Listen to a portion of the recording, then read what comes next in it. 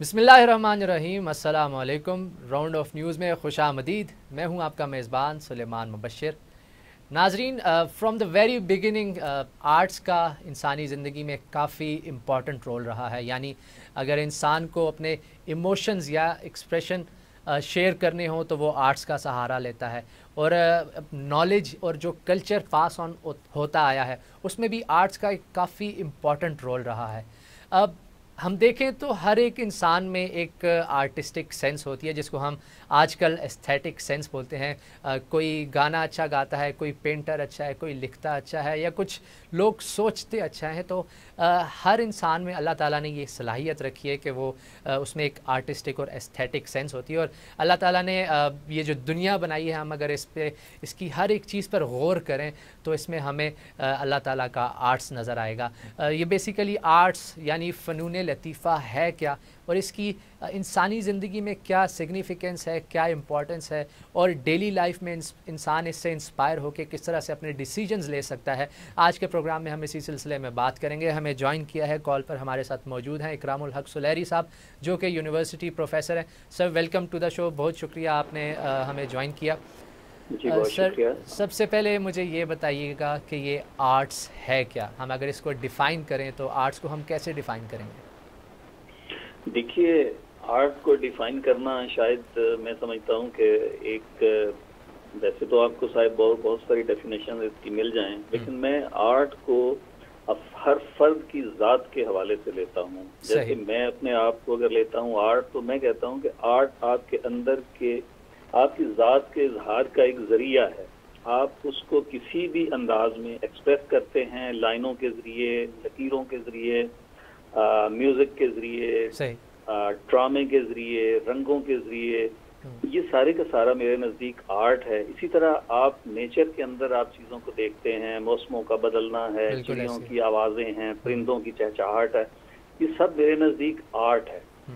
तो मैं समझता हूँ कि आर्ट जो है वो हमारे इर्द गिर्द फैला हुआ है। जैसे कि आपने भी कहा कि आर्ट जो है वो इंसान के अंदर एक तरह से बिल्ट इन है। उसकी एक वजह ये भी है कि इंसान के साथ अल्लाह ताला ने जो सबसे पहला अपना तारुफ करवाया वो खालिक का है। बिल्कुल। तो खालिक असल में यानी तख्लीक करने वाला है, तो वो उसकी पहचान है। जाहिर है उसने हमें तख्लीक किया है, और वो उसका जो एक तख्लीक करने का जो एक अमल है वो उसने आगे इंसान के अंदर भी वदियत कर दिया। हम भी बेसिकली अल्लाह ताला का एक आर्ट का एक अल मुसव्विर उसकी ज़ात है। मुसव्विर इंसान वही टच जो है, चूंकि हम उसका शाहकार हैं, तो वही रंग जो है वही इंसान के अंदर भी किसी न किसी सूरत में मौजूद होता है। सही। सर, आर्ट आपने बड़े अच्छे तरीके से डिफ़ाइन कर दिया। मुझे ये बताइएगा कि आर्ट की क्या इकसाम भी हैं, जिस तरह हम कह सकें कि ये आर्ट अच्छा है या ये नहीं है, या दूसरा मेरा सवाल साथ ही आपसे ये है कि एक इंसान को कैसे पता चलता है कि उसके अंदर कौन सी आर्टिस्टिक सलाहियत है, वो कैसे उसको जो है आइडेंटिफाई कर सकता है? देखिए, आप इसको अगर आप देखें तो आप बचपन में आप देखें कि कुछ बच्चे जो हैं उनको आप कलर्स वगैरह दें, पेंसिल्स दें, तो वो कुछ ना कुछ ड्रॉ कर रहे होते हैं। इसी तरह दीवारों पे लाइनें लगा रहे होते हैं। कोयला लेके उसके साथ कुछ ना कुछ नक्शो नगार बना रहे होते हैं। कुछ खिलौनों के साथ खेल रहे होते हैं, खिलौनों को तरतीब दे रहे होते हैं। तो ये सारी की सारी चीजें उनके अंदर दरअसल मुस्तकबिल के एक आर्टिस्ट के तौर पे देखी जानी चाहिए। ऐसे हम बहुत सारे, मैं खुद कई लोगों से मिलता हूँ जो हमारे दोस्त हैं जो आर्टिस्ट हैं, तो मैं उनसे पूछता हूँ कि आप बचपन में आपके क्या मशागल हुआ करते थे, तो वो तकरीबन मिलते जुलते होते थे। मिट्टी के साथ खेलना, मिट्टी के साथ गरोंदे बनाना, रंगों के साथ खेलना। तो मेरा ख्याल ये है कि ये सारी की सारी चीज़ें जो है ना वो बचपन से एक जो बड़े हैं या वालिदैन हैं उनके लिए भी उनके बच्चे के अंदर जो मुस्तकबिल के हवाले से जो उनका प्रोफेशन है या उनका रुझान है वो किस तरफ जाता है। दूसरी बात जो आपने की वो ये थी कि इसकी इकसाम की जो आप बात कर रहे थे। देखें, हम अभी तक तो हम जनरल एक आर्ट की बात कर रहे थे, लेकिन अगर आर्ट को आप तकसीम करें या आप उस तरीके से देखें तो हम कहते हैं फाइन आर्ट। तो अब फाइन आर्ट जिसको हम उर्दू के अंदर फनून लतीफ़ा भी कहते हैं, यानी ऐसे फन जिनका ताल्लुक हिस्से लतीफ़ के साथ है।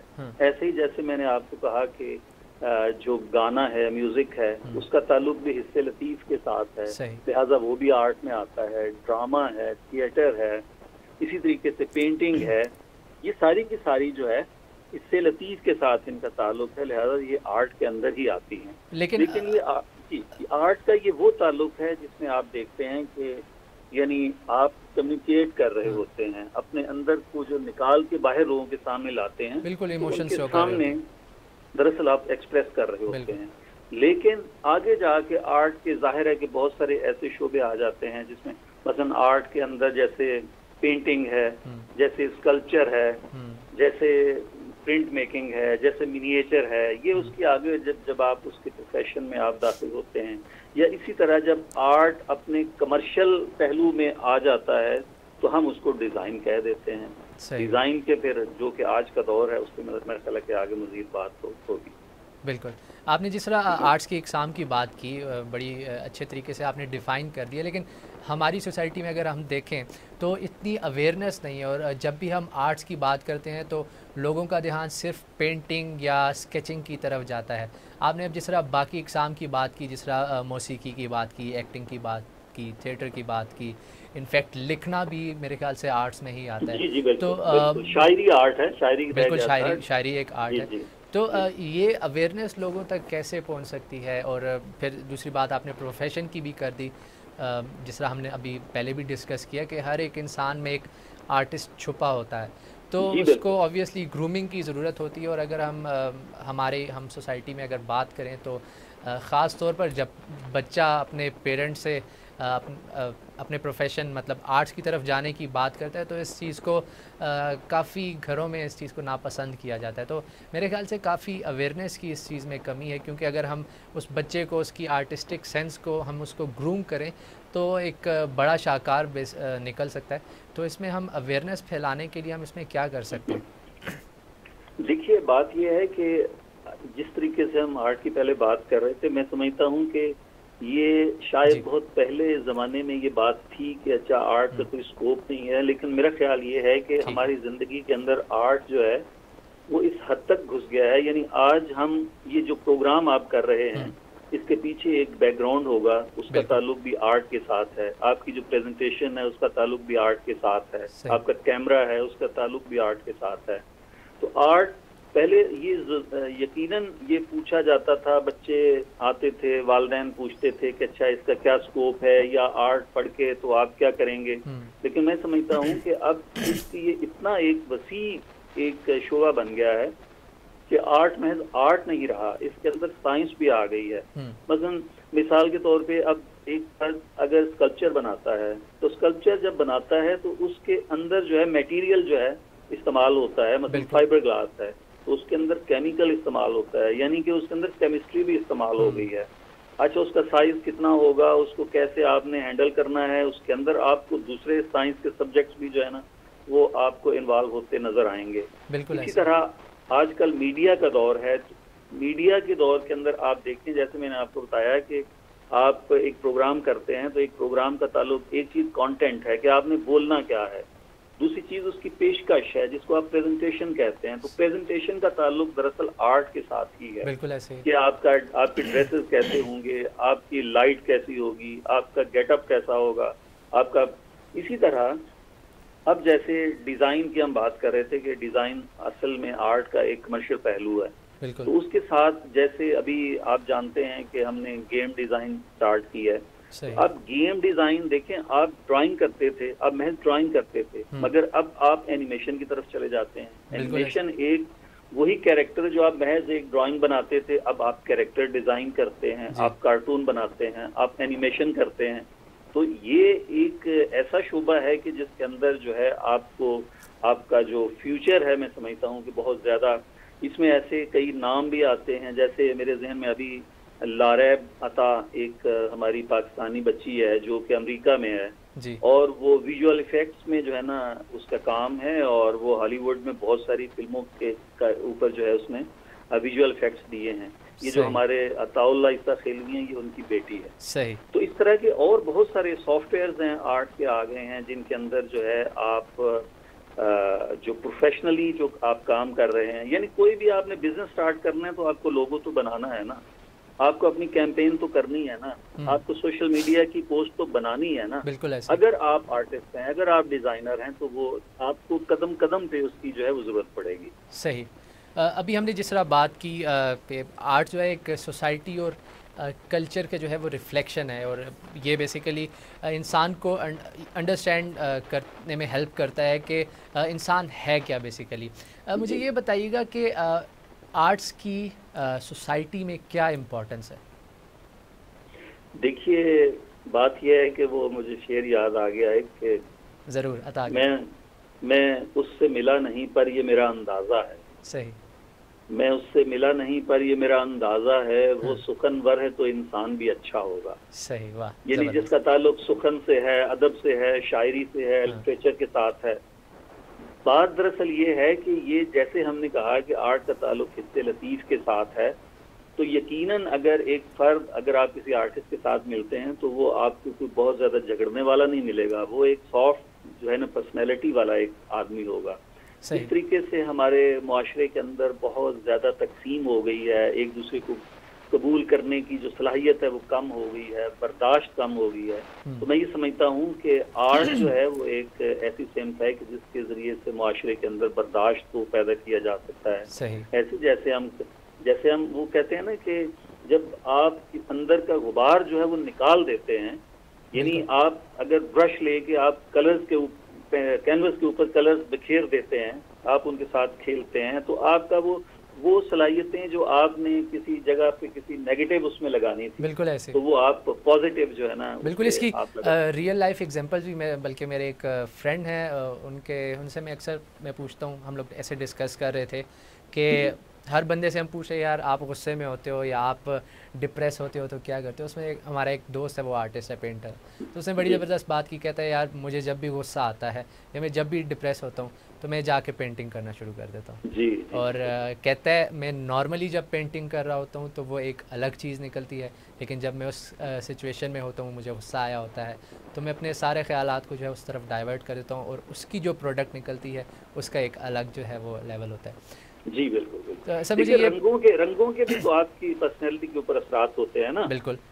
तो जाहिर है रंगों के आपके ऊपर असरात होते हैं, तो इसका मतलब ये है कि अब मुझे एक कायद-ए-आज़म यूनिवर्सिटी से एक स्टूडेंट का फ़ोन आया और उन्होंने कहा कि जी हमें एक दरख्त बना के दें। अब उनकी कोई असाइनमेंट थी कि जी आपने एक दरख्त बनाना है, एक पोर्ट्रेट बनाना है और एक पत्नी घर बनाना है। तो अब आप ये देखें कि वो ड्राइंग से जो है ना वो पर्सनालिटी को जज कर रहे होते हैं। सही। ठीक है। इसी तरह हम बजाते खुद इस चीज़ को जब हम मतलब हमारे स्टूडेंट्स आते हैं तो हम उनसे बात करते हैं कि हम लाइन से आगाज करते हैं। तो लाइन जो है, आपकी जो लाइन है वो दरअसल बता रही होती है कि आपके अंदर आपकी पर्सनैलिटी क्या है। आप ड्राइंग कर रहे होते हैं, आप पेंसिल के ऊपर कितना प्रेशर डाल रहे होते हैं, आपकी लाइन कितनी थिक है, आपकी लाइन कितनी थिन है। यही सूरत हाल हमारी हैंड राइटिंग जो है वो भी दरअसल लाइन में ही आती है। ठीक हो गया। और आपको पता है कि ये भी एक शोबा है कि आप हैंड राइटिंग से पर्सनैलिटी बता रहे होते हैं। बिल्कुल ऐसे। तो ये सारी की सारी चीजें दरअसल मैं समझता हूँ जैसे वही वाली बात है कि हर इंसान के अंदर एक आर्टिस्ट है, वो पहनने के हवाले से देखता है, वो यहाँ तक कि खाने की जो चीज आपने खानी होती है असल में वो जायका होता है, मगर उसकी प्रेजेंटेशन जो है वो सामने उसके रंग जो अगर खूबसूरत होंगे, उसकी प्रेजेंटेशन अच्छी होगी तो आपको यानी खाने से पहले ही आपको दिल करेगा कि आप उसकी तरफ लपकें। ठीक है। वरना अगर उसके रंग अगर वो नहीं होंगे, प्रेजेंटेशन अच्छी नहीं होगी, तो वो शायद जायके में अगर बहुत अच्छी होगी तो शायद आप उसकी तरफ जो है ना वो जाने की बजाय किसी और डिश की तरफ चले जाएं। ठीक हो गया सर, हमारे पास टाइम कम है। मेरा आपसे आखिरी सवाल ये है कि स्कूल्स में आर्ट्स की क्या इंपॉर्टेंस है, और अगर हम एक स्टूडेंट लाइफ की बात करें तो एक स्टूडेंट अपने प्रॉब्लम्स को सॉल्व करने के लिए आर्ट्स का कैसे यूज़ कर सकता है? स्टूडेंट्स, आप बच्चों की बात कर रहे हैं या यूनिवर्सिटी? नहीं, यूनिवर्सिटी लाइफ मतलब ओवरऑल स्टूडेंट्स की बात करें। देखिए, बात यह है जैसे वही वाली बात है, वो कहते हैं ना कि फिर वही बात के कागजां उत्ते लीक लीक के डिंग पिड़ंगियां लीकां और ध्याने पाइयां हुईयां मैं अंदर दियां चीकां। तो बात वही है कि आपने अपने मसरूफ करना है, यानी बच्चों को मैं समझता हूँ कि आप पेंसिल्स दें, आप रंग दें, आप उनको कैनवस है, पेपर है, ये जो भी है, तो आप, बल्कि मैं समझता हूँ कि ये आज के दौर में ज्यादा जरूरी हो गया है, क्योंकि माएँ जो है ना वो बच्चों को मोबाइल फोन दे बिल्कुल, देती हैं, और ये मोबाइल बड़ा फोन जो, बड़ा एक इम्पोर्टेंट फैक्टर है इस चीज़ में। जी जी जी, तो क्योंकि रंग देखें, हम एक लम्स की किसी चीज को छूने का भी एक असर होता है, तो उनका ध्यान जब बढ़ जाएगा और फिर आखिर वो चीज जो परेशानी है वो बिल्कुल, वो जो इत्मीनान आपको, आप अपने आर्ट वर्क को देखेंगे, जो आपको इत्मीनान होगा कि अच्छा ये मैंने तख्लीक किया है, तो मैं समझता हूँ कि वो खुशी एक हैसियत आर्टिस्ट जो मैं समझता हूँ कि जब आप कोई फन पारा, कोई आर्ट वर्क तख्लीक कर लेते हैं और फिर उसको देखते हैं, तो आप ऐसे महसूस करते हैं कि जैसे आपने कोई दुनिया फतह कर ली है। ठीक, तो ये मैं समझता हूँ कि बहुत बड़ी अचीवमेंट है। ठीक हो गया सर, बहुत शुक्रिया। हमने काफ़ी फ्रूटफुल डिस्कशन आज की हमारी साबित हुई। हमने आर्ट्स के बारे में बात की और आर्ट्स की जो सोसाइटी में इम्पोर्टेंस है उसके बारे में हमने बात की। उसमें हमारे सामने काफ़ी ज़बरदस्त पॉइंट्स हमारे सामने आए, और उसमें ख़ास तौर पर एक जो पॉइंट जिसने मुझे हिट किया कि इंसान जब भी गुस्से में हो या डिप्रेस हो तो वो अपनी एनर्जी को नेगेटिव जगह पर यूज़ करने के बजाय अगर वो अपने आप को मसरूफ़ कर ले रंगों में, पेंसिल्स में, कैनवस में, जिस तरह सर ने बात की, तो एक हेल्दी एक्टिविटी सामने आ सकती है और इंसान नुकसान से बच सकता है। इसी तरह फिर हमने स्टूडेंट लाइफ और स्कूल्स में हमने आर्ट्स की इम्पोर्टेंस की बात की, तो काफ़ी फ्रूटफुल डिस्कशन आज की साबित हुई हमारी। आपको उम्मीद करता हूँ आपको आज का प्रोग्राम पसंद आया होगा। कमेंट्स में अपने फीडबैक का इजहार लाजमी दीजिएगा। आपसे मुलाकात होगी नेक्स्ट शो में। अपना बहुत सा ख्याल रखिएगा। अल्लाह हाफिज़।